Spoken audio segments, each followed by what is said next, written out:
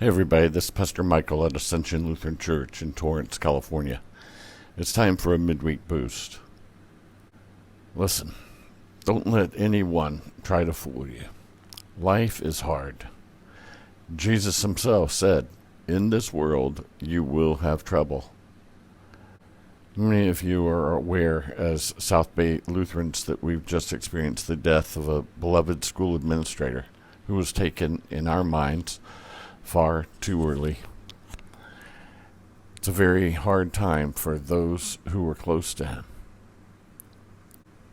All of us deal with issues that make life hard from time to time. It's at these difficult times that it is good to remember that God knows our suffering. That's because he became a man, and he knows the suffering of grief, of poverty, of rejection. He knows the pain of abandonment. He knows physical pain, and even the pain of sin, which he became for our salvation.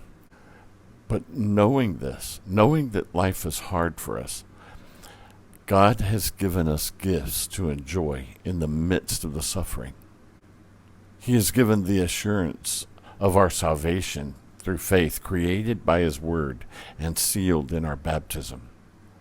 He's given us his body and blood, which strengthen us and preserve us in the faith.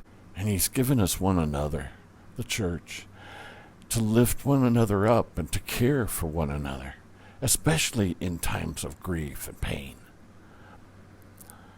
Life is hard. We are not meant to go through it alone.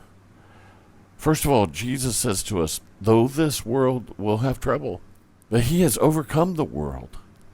His words here mean that as we are in union with him through faith, we overcome the world just as he has, because he has.